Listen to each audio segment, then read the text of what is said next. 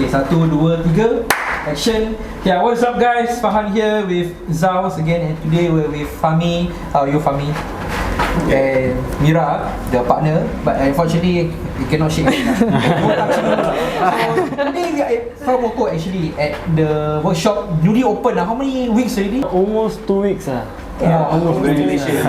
Just want to wish you congratulations. Actually, I contacted Fahmi for quite some time already because he does mostly grounding work. Grounding, Yes. And he actually started out at a multi-story car park.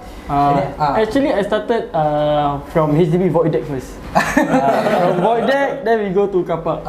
So I contacted you when you were at the car park. Then suddenly, a few months later, so I go to one shop. Just you share a space with a shop, right? Then after that, now you have your own space. Just want to, really respect your hustle, man. And we just here to listen to his story on how he got Fahmotor started, and just curious for me, how long have you been tinkering with bikes? Okay, so the first ever experience was when I was 19 to 20 years old lah. So that's where we usually take our 2B license and we pass our bike license, so we bought our first bike. So my first bike was a NSR SP150. So 2-stroke lah kan. No idea what it is.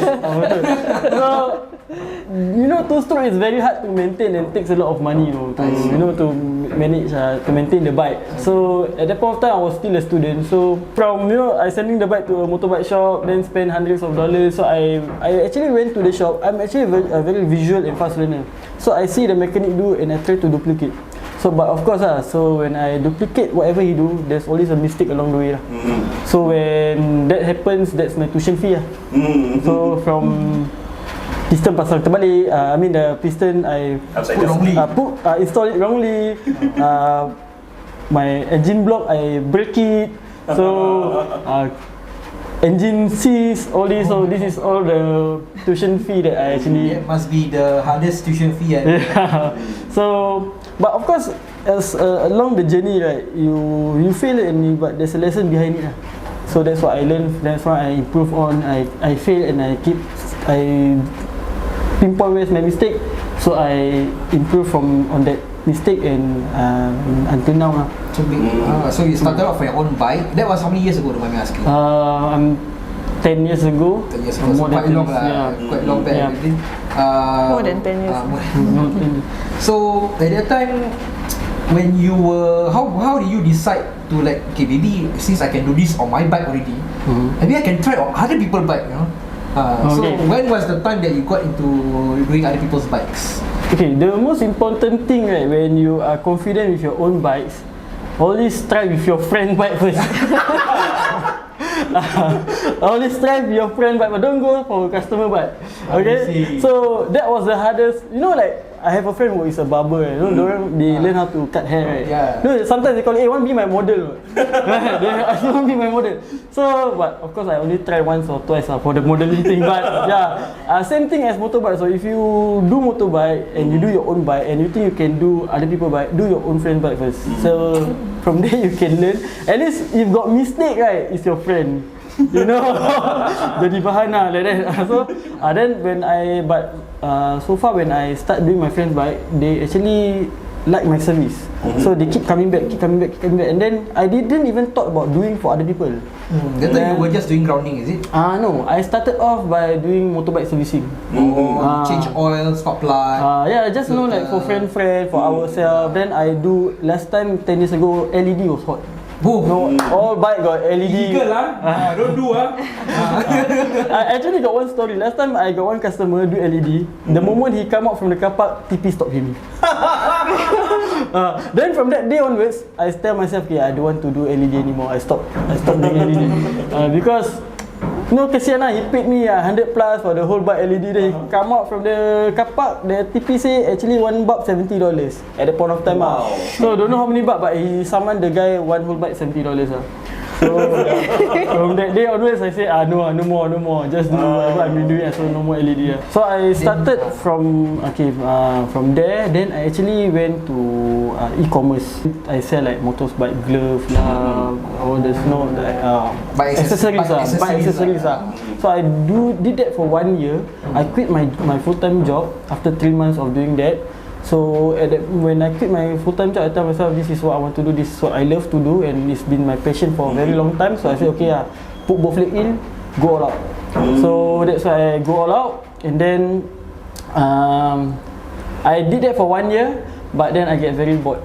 Why? I'm just curious. Because you see, every day you wake up on your... Okay, I started with only my Samsung Note 3. So if they say, some people say, oh, I don't have laptop to do this, do that. Actually, now handphone. That time Samsung Note 3, imagine the technology back then. So started from Samsung Note 3, sell all the products, and then move on to a laptop. But then the boring part is that you are alone. The only friend you have is your mother because you work from home. So there's no way for you to get out of the house. So actually, I give that business away to my colleague at the point of time, my admin at the point of time. So I actually started doing other things, and then of course life we have our up and down. So when the down part, I started back working, but then I came back to motorcycle. That's where I decided to start doing grounding, because when I was in the aerospace industry, there's grounding in every industry. And because grounding is everywhere lah. Car, motorbike, aircraft, all these semua ada like they have grounding, no?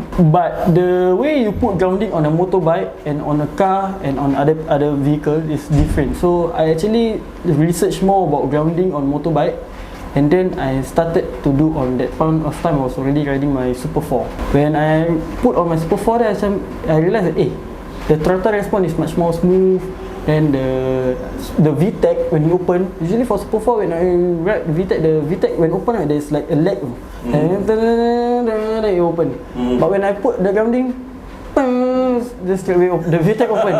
So I was like, what happened? Why? So grounding is actually to reduce the resistance of your bike current, so your performance of your bike can be better. The current flow will be better lah. So that's where spark plug firing, all this they use current, right? So that's where the grounding works lah. Then I ordered 10 set in of grounding kit, just 10 lah. I scared buy many then nobody want to buy. But then in one day all 10 was sold. That one you advertise on which? That point of time was Facebook group. That time was Facebook group was still hot lah. Carousel was not up there yet. Not up there yet. Still the old type, no category. When you open Carousel, it's just park like that, one whole thing. So that's how I started doing grounding until today lah. We still been doing grounding and with other services as well. When you were in the aerospace and industry, what was your job scope like?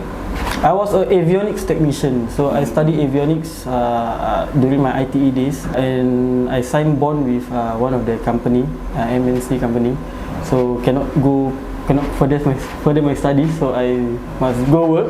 So I went to work. So what I do is, where the pilot sit, that's my office. Oh my god, buttons, so overwhelming, right? Yeah. So, but of course the first few months is just brush, the paintbrush, then you dust all the dust. So, but of course, slowly they give you more responsibility lah. But again, it was my dream to be a aircraft engineer actually. But then, like I said, my passion is still in motorbike, so I go to where I love to do what I love to do. I see. Oh, so at least you can grounding your motorbike and become aeroplane.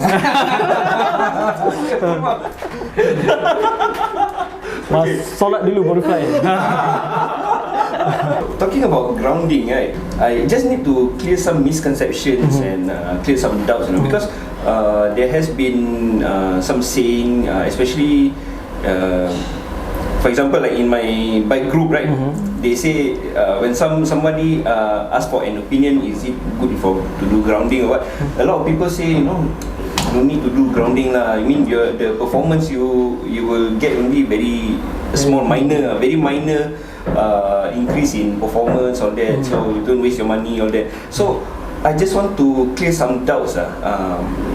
Why is it necessary to do the grounding? Like you mentioned early on, it allows the electricity to flow with less resistance. Other than that, how do you clear the misconception about this your grounding services? I have got that a lot actually from my customers.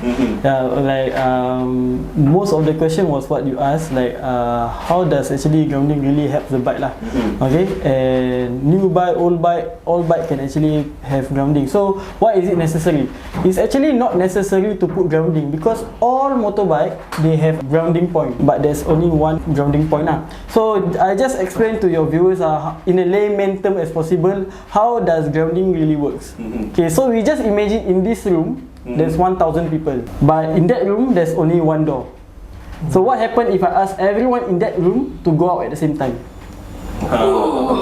Everybody was push.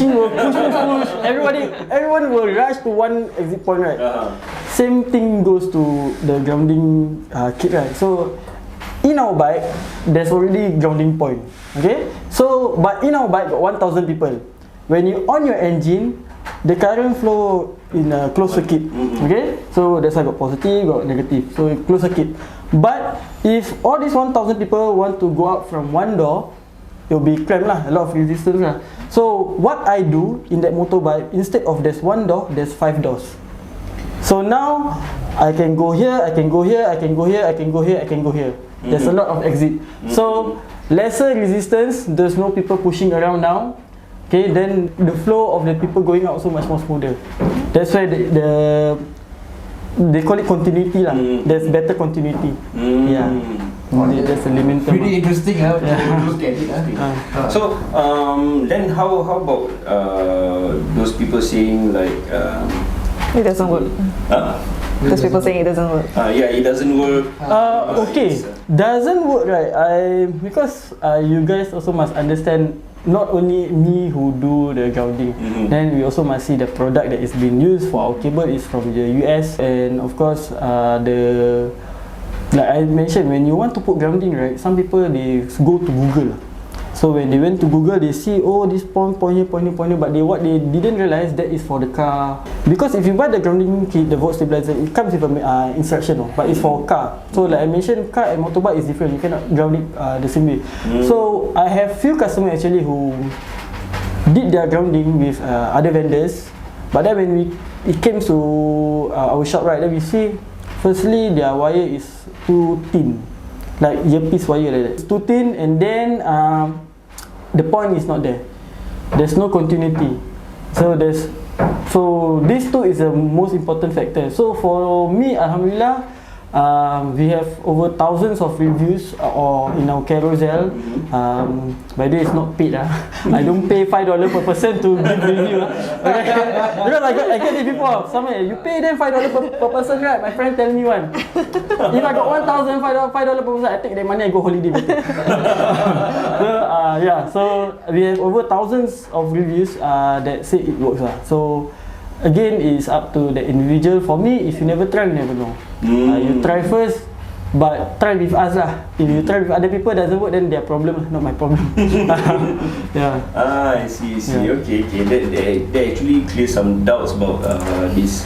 Because there were instances where like customers did grounding with another vendor and then come to our shop and do grounding with us, and then they mentioned that like they can feel the difference as compared to before. Yeah. Wow. They open up a whole avenue. That's why not too bad lah. Alright, so you get back to your story. When was the time you actually started doing customers' motorbikes? Let me try to recall. I think when I'm doing, the day I started doing grounding, that's where the day I actually have the majority of the people that came is customers. Because last time is like word of mouth. Last time, like I mentioned, the marketing, Facebook is not like now. There's no Facebook group last time. So there's no customer there. Have lah, maybe your friend come to me, but then the payment was 1 McSpicy meal, so there was a payment. So when I start to really market Fahmotor is when I started doing the grounding under the void deck. That's where I grew from there. When you were starting back then, how per month, how many customers do you actually get monthly, on a monthly basis? On a bad month or a good month? Let's start with bad month. Bad month, maybe around 50 to 80 customers per month. 50 to 80? 50 to 80. On the bad month, okay. That's not bad. On a good month? On a good month, on a good day can be 20 customer a day. Oh. Yeah, on a good day. So you don't feel overwhelmed, like people keep coming to you, you know? Last time, right, I was when I was a bit younger. Now I'm still young, by the way. So young at heart lah. Yeah. I also. I'm 32, I'm still young. So I have that mentality of I was very hardworking. I just work. Like people say hustle demi hasil, right? So I literally did that, like hustle demi hasil. So I just work. But then I didn't take any of this or rest. So I actually fall sick all this. So then I feel like you said, I feel very overwhelmed with customer. Like, you know, too much customer is not good for your health also. So that's why I started to do appointment basis, and I slot out like break out. So one day maximum do 10 bikes. Then after that, the next day, then have off days alternate lah. Like, of course, as a self-employed, you don't have off days, but the day when I don't have customer, that will be my off days lah. Oh, I see. Yeah. So they will basically come to you at that time. They come to you, and after that you just go for them at the void deck lah. Yeah, void deck at the point of time. Any like, you know, challenges, you know, being at the void deck, you do for people, right? Then people like walk past, want to report you or what? People never disturb. Yeah. Actually, I have actually while doing at the void deck, right, there's quite interesting thing happens also lah. Of course, I was there for quite like so many years.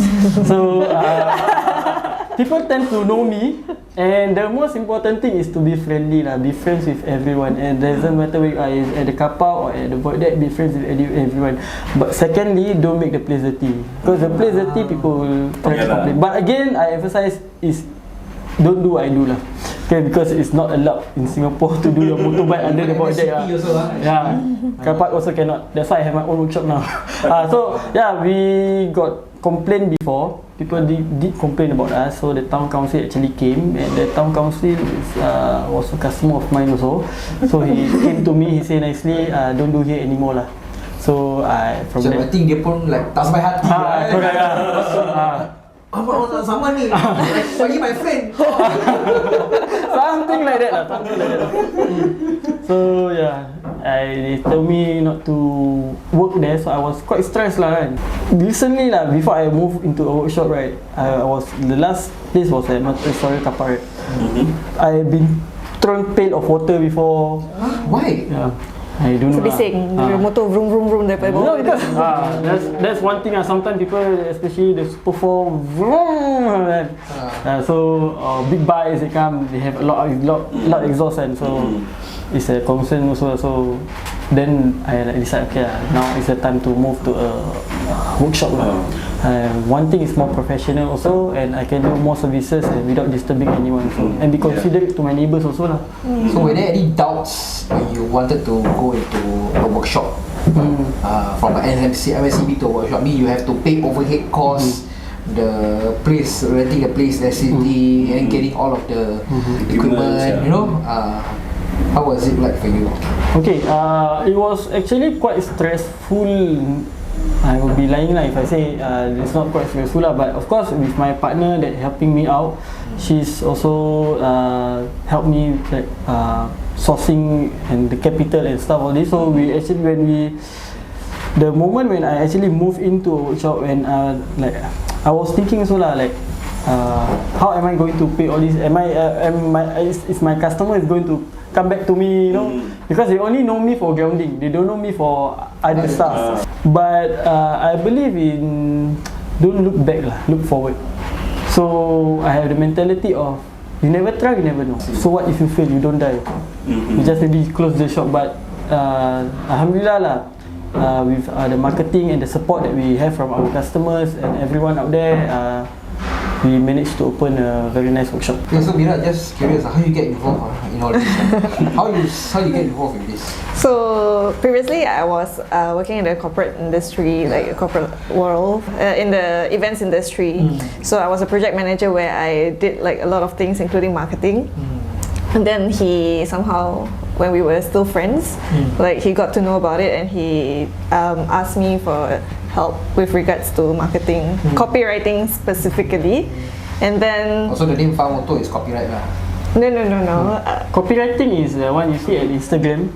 You post a photo, then copyright. Basically, content creation, like in copyright for that. That's No. Copywriting is a term. It's not. I thought it's like macam ada name is copyright, ni somebody else can use it. Copywriting is a term. It's a verb. It's a verb. It's a verb. Yes. Later I will go Google. For the sake of this interview, please continue. Yeah. So what did I do? I just taught him because like in terms of content creation, like back then I know no nuts about motorbikes. Like I only saw them like macam dia dengan kawan-kawan dia nanti vroom parking, dia main motor. So okay, motorbikes. I have no clue whatever. So when it comes to writing, like I only managed to teach him like, okay, what is the essence of copywriting. But in terms of like writing the content, macam usually he'll be the one who comes up with it, but I will be the one who proofread. Oh. Yeah. But then when we were talking more, when I asked him more about Fahmotor, about like the services that he engaged and stuff like that, and then I looked at his Instagram, I was like, why is your marketing like this? like this isn't how it's supposed to be. Like last time all his photos were photo of this bike that has been grounded and say grounding for FZ16 done, then grounding for Yamaha then something like that lah. I think it's like done solat. Something like that. Done posting of the meal. So I was like people don't care whether you have done grounding for this or not. People want to know what's in it for them. So I told him like, and then like in terms of the pictures, the quality and stuff like that, also macam gambar kau buruk lah. I said that to him. Like, can you please take nicer photos? Nicer photos. Please edit a little bit and make sure that dia punya, kadang-kadang dia ambil gambar kan, dia punya motor kat situ, lepas tu kat tepi-tepi surrounding dia ada dia punya semak-semak tu semua masih ada, that kind of thing. Can you get rid of all that and stuff like that? So I like moved from teaching him about copywriting to like macam okay, how to take nice photos, like how to angle the bike, and then the person nanti he will send to me. I was like this one not okay, this one okay, how to improve and stuff like that. And then he came to a point to managing his social media accounts. I talked to him lah. I was like if you want me to help you, right, I'm going to delete all the photos that are already existent and I will purge everything and I will restart everything. Is that okay with you? And after that he was like, okay lah, up to you lah, as long as it works. So up to you as long as it works. So like I guess my skills are not too bad because he managed to let me continue doing whatever that I do, and eventually what happened? Yeah, then I was asking her if she want to come on board with me, because I understand that I cannot do this alone. I mean I can, I've been doing it alone, but no. You want to grow big, you need somebody. I have two brain is better than one, so that's why I actually. So this story is very funny actually. I think you told us, yeah. Because you don't want her to be under you, right? No, I don't want him to be. Oh yeah, she don't want me to be her boss. Okay. So I said okay lah, we partnership lah. Then from there we go forward lah. We do this as a partner. So what actually she manages? As for now, the workshop, she manages the accounting, the marketing, the stock take, basically customer like service. All the operational side is under him, all the administrative side is under me. Correct. Yeah. Wow, this is wow. So it's really like a partnership thing and not like okay, I report to him, he report to me, not that kind of thing lah. Like we need each other to work hand in hand together, that kind of thing. If he is doing it alone, he needs to manage the accounts, he needs to manage the inventories, and then he needs to do the servicing. So that actually frees up your mind to like concentrate on the customers. But then when it came to a point whereby you had that shop, right? You shared with that the shared space. So I think we haven't finished the story. How did it came to that? Okay, so there's a friend of mine who actually came over and wanted to open a shop for me lah, but of course with a percentage. So but actually I told him that I want to find a space for myself, small space for myself first. So that shop is actually Katum Custom. They actually offered me a small space for me to do my bikes down there lah. I'm very thankful to Katum because of them we are here today at our workshop because we get to do our market testing. We get to test the market, how is it like if I really move into a workshop. So it's risk calculation So I calculate all my risk. They offered me to rent a space, for me to rent their space. So I started from there, and that's where we are now today. But again of course, when they gave me the opportunity, I really thankful because without their guidance, because not only that, when we were there, right, they also share their workshop knowledge. Yeah. Because when I under void deck, I thought okay, I can do this but when I go into a workshop, it's totally different ball game. Your speed, your service, your knowledge, the things that you never seen before, then all these lucky I have like people like Adam from Katum, and their mechanic is Mani. They guide us. So they really share knowledge you guys It's not like a rivalry kind of thing. No, they were very nice people. People at Katum were very nice. They help us things that I don't know. Like example very simple, tire changing. Changing the tire, I never changed a tire before. Like we need to use a tire machine or this. Like I have no idea how to, but they willingly teach me and my guys how to change the tire, all this using the machine, all this and a lot of other stuff as well that they taught us. A lot more opportunities open up for us after we move in with Katum. At that point, after the success at Katum, your market testing, you say it's a positive one. I think it's time to open a shop. Wow. How you come to find this place, or maybe you want to share the journey of how you before you found this place, you got see other places. Yeah, we got rejected a lot of time by others. I think more than 5 shops that we go through, we make offer, we gonna reject. Another place we go. So basically, you want to tumpang their shop lah? No, I want to rent the whole shop, rent the whole unit. So I don't know lah. Because I'm Malay, is it? we thought of that actually, and we even so the landlords or the agents wasn't convinced that are you sure able to pay? I don't know lah. Remember the first shop that we went to, right? Like he will test us first and say, oh, you need to pay this amount. You got money or not? Got money, then I show you the shop. So we wanted like an office space, which we have right there, and we also wanted a prayer room for us. Exactly what all the checklists lah. All the checklists. We even have like a pantry for our staff makan all this. So when I open my workshop, right, I want my workshop to have a concept. I don't want like when you look at like workshop in America, they always have a concept. There's a lounge. Correct. It's a place for visitors to sit and talk, Not strictly like macam a workshop, Like how we experience in Honda Big Wing. It's bawah garage, second floor is the showroom, third floor is the lounge. That's a good. Something similar to that lah. At that point of time, when you want to start out your own workshop, how much capital actually you invested for this workshop? For this one or for this one? You don't have to mention the exact figure lah. Maybe is it a chunk of your capital? Because I think it must be pretty daunting to invest a lot in this location. And not only that, your staff, your overhead costs and all that. How was the feeling like for you? I think you must be under a lot of pressure. Actually, right, the capital part, of course, is a huge amount for me personally. But then, instead of feeling pressured, I actually feel very excited. Because like I mentioned, I already did the market testing. I already test my market. I know that can go. But of course, we must provide a very good service, and the workmanship must be there lah. You cannot like everything also nice and engine oil also do wrongly. Cannot lah. Engine oil can do wrongly.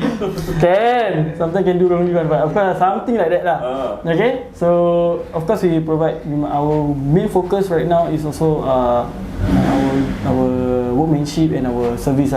So when I put the money in, I know that behind me, I'm ready. People behind me is all ready to go. So when we open up this workshop, we put that chunk of money, we know that maybe in few years or few months back, you will come back to us. What about your families? Are they very supportive of you, or are they like reserved, on you going this route? My family members, because I've been doing this for very long, so they are very supportive. Especially my mother. My mother is very supportive. She always doa for me because she also not too sure about how my work is. So she said I will doa for the best for you lah. So my family has been very supportive since day one. It's amazing to hear. Family support is definitely important. I mean, if your family has doubts about you, you also will become doubtful yourself. Yeah. And let's talk about maybe how you see yourself maybe in the next few years. Or how you get this evolved, So for the vision that we have in Fahmotor right now is to, of course, to grow the customer base, and also we actually to provide more services. So we are actually looking forward for our plans was to bike rental, sales of motorbike. We also do car soundproofing, so we have planning to open a car garage as well, and maybe a detailing workshop. All this. So this is the vision that we have for the next 5 years. What would you say to young upcoming entrepreneurs who want to make a name for themselves and start a garage or whatever lah, maybe a business, Well, I feel like somebody did it. Okay, I mean your progress is so fast. From June, I think you were at Katam how long? 2 months. July, 1st of July. That's very fast, Okay, so what I can say to people who want to start to do something like entrepreneurship, first of all, do something that you love. So it will be not a job for you, it will be like a passion for you. Secondly, there will be people who will try to pull you down, say this, say that, I know negative things about you. Ignore the naysayer, just keep on moving forward. And last time, right, I met another entrepreneur. So he told me this that I hold till today. When you step into entrepreneurship, you want to start a business, don't put one leg in, one leg out. Put both leg in and don't look back. Just keep on moving forward. And also a quote from me: tough time don't last, but tough people last. That's like an army quote. Yeah, something like that. But I forget where I heard. But I modified a bit here and there lah. Tough time don't last.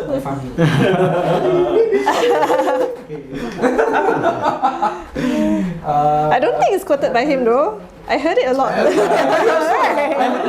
play.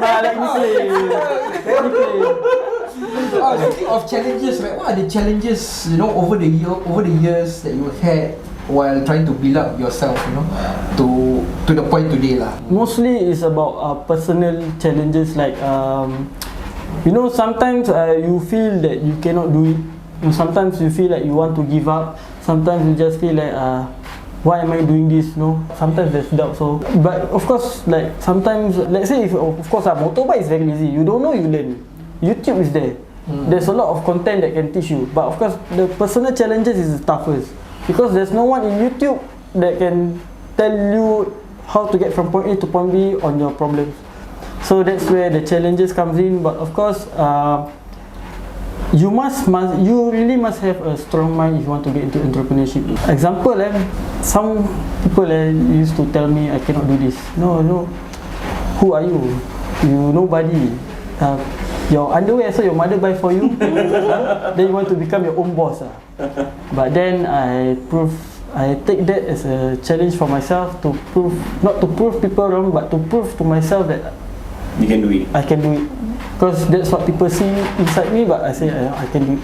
Different people will go through different challenges in life, but it's how you attack the angle. You want to go through here, you want to go through here. This is all up to you. You make the decision. You are the captain of your life. You steer your own ship. That's Mandela. That one like prison code, captain life, captain of life. Something like that. It's very strong words, by the way. But to add on to what he said, right? Like I think there will be many times where we feel like layak ke aku, boleh ke aku, and stuff like things like that. We will have self-doubt, we will question our capabilities and stuff like that. So there was one time also another entrepreneur that I know, he asked me things like this like why don't you start on your own, why don't you like venture into your own like business and stuff like that. So when I told him about all my self-doubts and stuff like that, he mentioned to me, jangan rasa diri ni kerdil, because right, sometimes the way we view ourselves is not how others view us. Macam kadang-kadang kita rasa kita tak mencukupi, tapi tu orang lain tengok kita, orang lain macam like, dia ni dah buat macam ini, buat macam itu, buat macam ini, macam gitu, like dia ni boleh punya, tapi kita yang tak yakin dengan diri kita. So like for the question was about for what to say for those who want to start on their own and stuff like that, right? Sometimes you just need to like have more faith in yourself. I think having a mentor to guide is also it's really important. Yeah, I have a few mentors also that actually guide me into this journey lah. Yeah. Of course, definitely you need to have a mentor. If you don't mentor, go find one. You have anything to say? We want to thank your supporters, your customers, the people who lift you up during your worst times, you know. Definitely, I would like to thank my family member first and foremost lah. My mother who actually never stopped making prayers for me. I also like to thank my siblings also that been very supportive. My friends, my close friends that been supporting Fahmotor. You know, remember the point where only friends I do. Without them, I won't be where I am today. Also to all our customers that believe, trust, and always come to Fahmotor. We thank you guys so much, because without you guys also we won't be here. And of course to my partner who actually pushing me from the back to always be the best. She always told me 1%, grow 1% per day, grow 1% per day. Yeah. Wow, cool. Oh, start je. I mean, it's awesome lah. You guys complement each other and we're very thankful that we had a chance to share your story. Very interesting because I actually contacted him while he's at MSCP. But wow, you grew really fast, seriously. I really very impressed lah. Thank you so much. And I really look up to you guys, you know, as maybe in future Tambak Overlanders can also do the same. Not in terms of doing grounding, but maybe other aspects. Correct. And we're glad to see you guys growing, and at the same time we're having the passion to do motorbikes lah. Maybe you want to tell the audience the services that you guys do. We in Fahmotor we actually doing from overhaul all the way to electrical work. If you need towing, accident claim, for car we have soundproofing, literally everything lah. Yeah, for motorbike we do everything in Fahmotor. So can come over lah. I think after this video comes out, gonna be a barrage of people coming. InsyaAllah. Good luck to you lah. How many? 1 million subscribers coming. My bike also can do this grounding. Okay, Fahmi, thank you so much sharing your story. Fahmi and Mira lah. It's not only you alone. It's both of you and your team for also accommodating to us and giving us free drink. It's a very interesting topic to talk about. We hope all the best for your future. Thank you. Thank you so much for hosting us. Thank you. Thank you. Yeah, any riders want to review the bike, you can touch us on our social media pages below. Okay, if you have any comments or suggestion, or maybe you have questions to us about grounding, just put in the comment section below. Like and share this video with your riding kakis, and don't forget to subscribe. And don't forget to check out our Shopee also. We're selling merch, stickers, flag glaciers, and also upcoming we have patches and shirts, and also pouch. Yeah, we also want to make money lah. That's it for the vlog, and we will see you in the next one. Bye bye. Okay. Give me all of your